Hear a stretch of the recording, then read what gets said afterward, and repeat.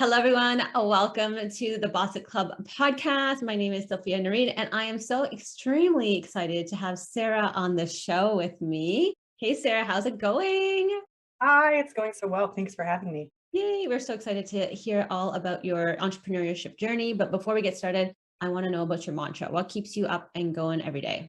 We have this quote with my company, Startup Parent, and I use it all the time. I send mugs out around it. We don't have to do things the way they've always been done.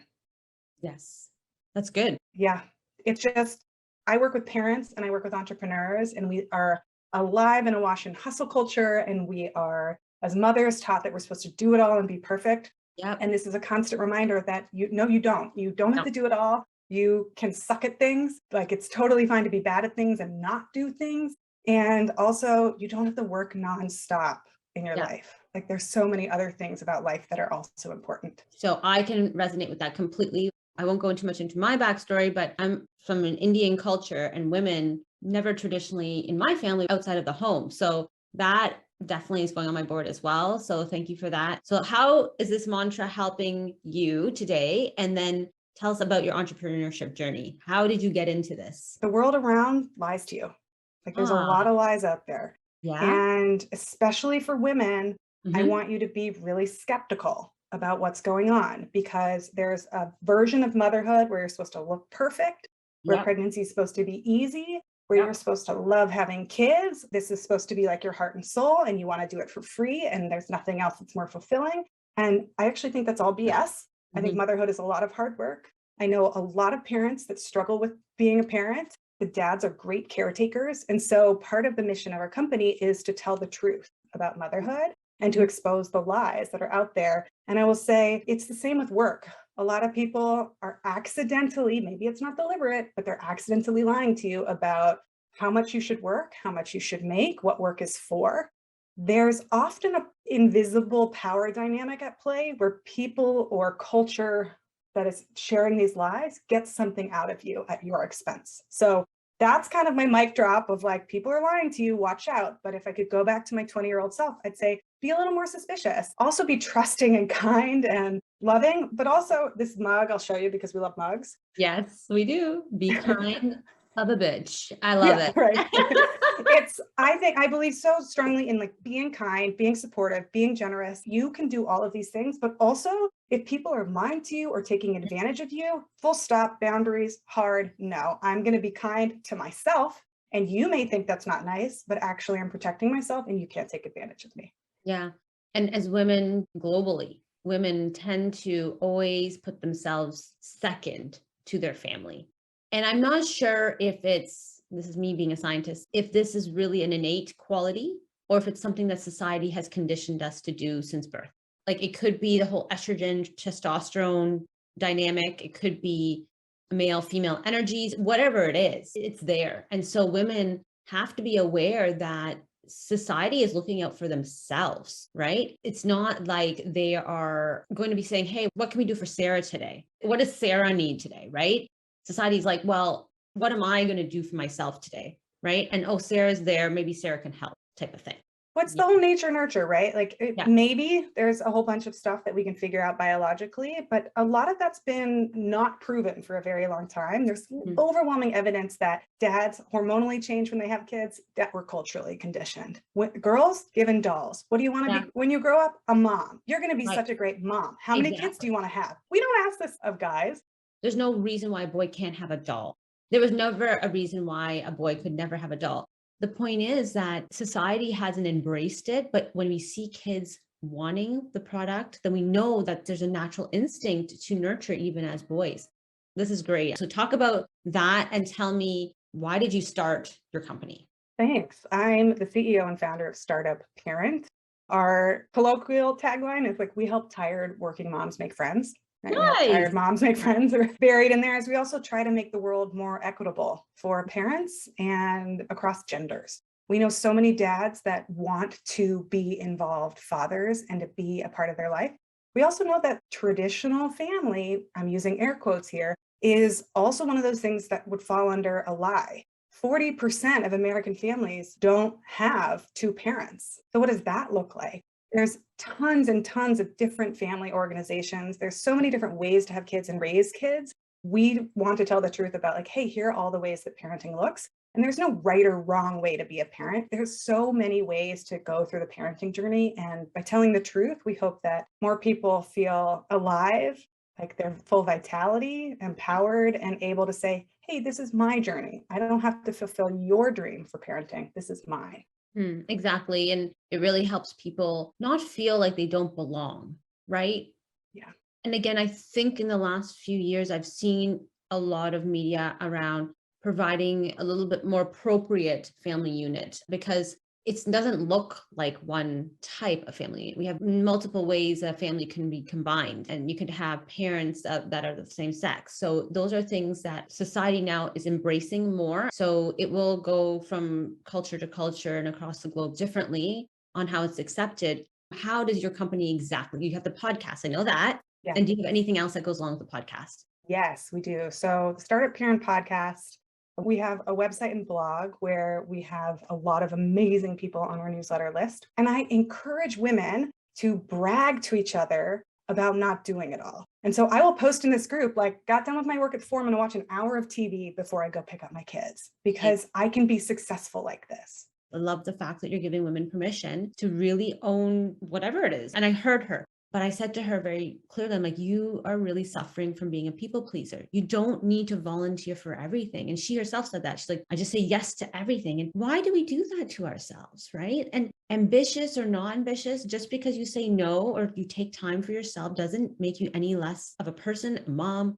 a leader, whatever you want to title yourself at that moment. I love that. I think that really hit a nerve with me. I love the fact that you're giving women permission to really own whatever it is. Part of it is cultural. We are trained to be in service to others. We're supposed to be a good wife and a good mom, and women are supposed to make it look easy, right? You're not allowed to sweat, right? You're just supposed to be beautiful. It's supposed to be easy, and you're supposed to basically lie about what it looks like. You'll see all these moms trying to have it together after they have a newborn, and we're all racing to try to pretend to each other, I've got my stuff together. But the truth is, motherhood is really hard. Having a new infant is a tremendous amount of work. There's a reason it's easier to go to work as a dad than stay home with an infant. Most economists underestimate the amount of work that household labor is, and they lie about saying that it's meaningful and fulfilling. It can be, like, sometimes it is really meaningful for me to make food for my kids, but we're cultured this way, which means when we say no, it goes against everything we're taught, and other people get really upset. If you're going to invite me to something, I'm like, nah, I don't want to. Ooh, what does that sound like? A dude. Oh, it's rude. I'm not going to invite her Yeah. again. Right? That's exactly right. You're going to judge me. You're going to say, like, I'm not performing the role people expect. So I teach people how to say no, what to say, the confidence. It's hardest the first time you do it, right? The first time I do it, you're going to be totally like, wait a second. And then I give people these scripts. Basically, nobody can argue with them. First, I want to ground people in the fact that when you say no, you give other women permission to say no. So you're going to actually help them be able to say no. And I've had people tell me this all the time, like, wow, I started saying no. And my friends came up to me and said, I'm so glad you said that because it freed me to do the same thing. So my script in this situation, you could say A. I really want an A. A is really important to me. I love that you thought of me. If I do A, I don't get to do B. And B is one of my, and then you increase the importance of B over A. So I'll give you an example. I would love to hang out with you. I love hanging out with you. I'm so glad you thought of me. I am in the middle of working on a book, and writing a book is my lifelong dream. And if I don't write my book, I'm going to be really disappointed. Yeah. If your friend says, no, I'm more important than your book, that's not a good friend. Yeah, you have to, because again, if you're not going to set them, no one else is. Going back to the whole theme about how society is lying to you, right? And I'm not sure if that was the exact term, but it pretty much that it's almost like survival of the fittest. If you take it really back into the science of things, basically someone is always going to say, how is this going to benefit me? So not casting a negative light on people, but basically highlighting the fact that you have to say no, and you have to say it strategically enough so you're not going to damage the relationship. Yeah, smart. Okay, I like that too, right? And then enroll them in your goals. So if you have a big goal, you can say, I can hang out with you once I finish the first chapter of my book. I'm saving the last Saturday of the month for hangout, if you drink, to celebrate that I did it, right? So enrolling them. Oh, I love that. That is, and it makes them than your accountability partners. If you're a parent listening to this, also remember that saying no is so important for your kids to see, because your kids need to learn how to say no too. And if they have a mom, especially somebody that never says no, somebody that Yeah. always gives themselves up, you're actually training your kid to have a servant, to have somebody that's always in service of them. And that is spoiling them, and it's not good for them. We're role models for them. It's part of their mental model then. If you're always saying yes, and if you're always letting other people basically direct your life, your child will use that as a mental model. So anyways, what is one piece of advice you would give somebody who's starting today in their business? Charge money. All right. Okay. I need to ask why. Did you never charge money at some point in your? I see so many people with hobbies, or so many people who are like, well, I'm just going to do this for free for my friends to see if it works. That's not validating your business. That's doing work for free for your friends, right? If you're starting a business, you need to charge prices, and you should charge higher prices than you think you should.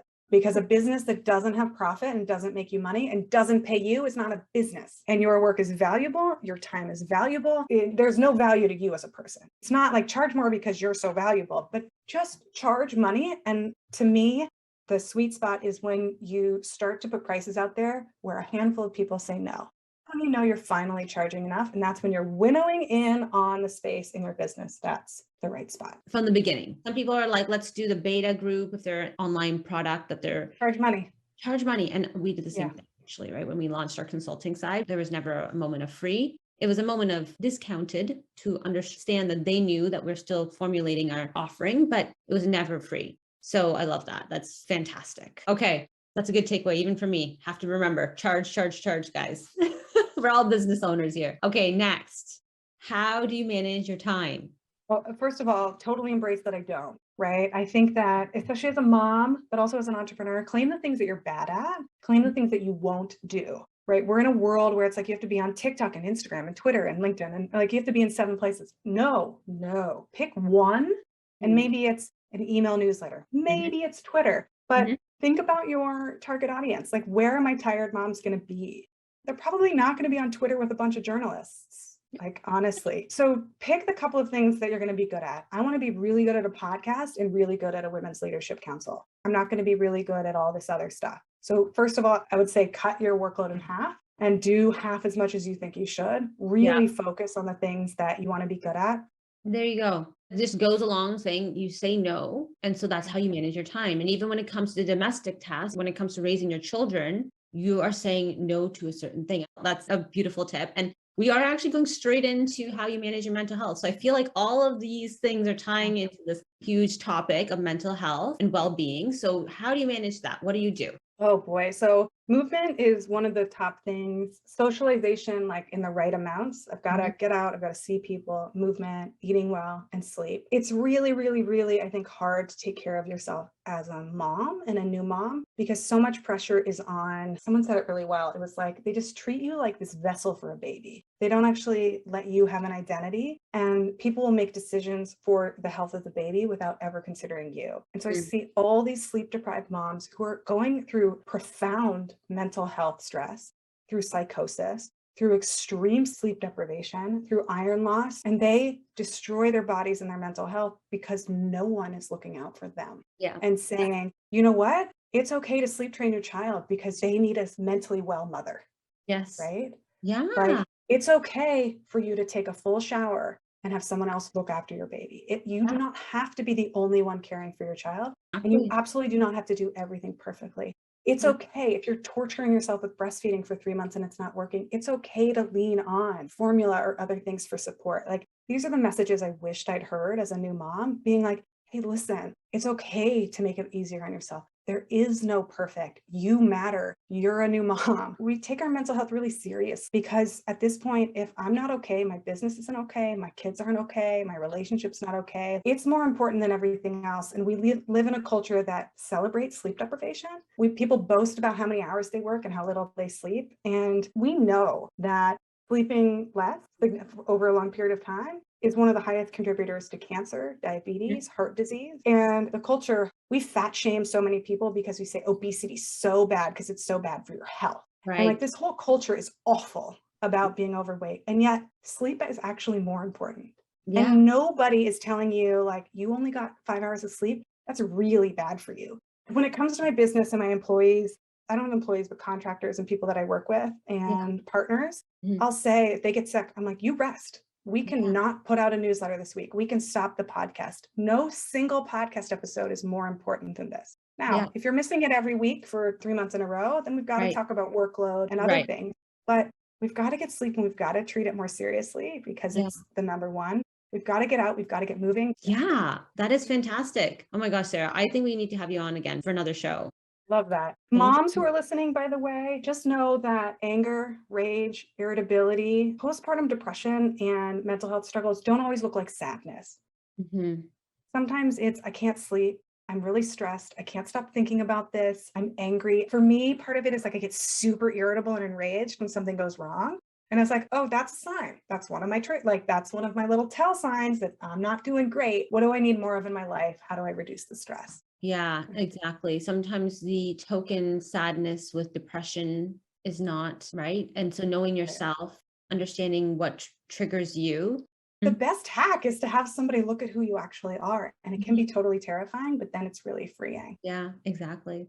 I'm going to let you finish off by telling everyone how they can find you. And we're going to put everything in the show notes. So it's easy for people to just click and go straight to your podcast page. So tell us all, where do we find you? I love talking about how to say no, and I love talking about how to do half. So I have a book called How to Do Half, and I have a book on setting boundaries and saying no. You can find them on my website, sarahkpeck.com, or on my business website, startupparent.com. Startup Parent has a newsletter. Sign up.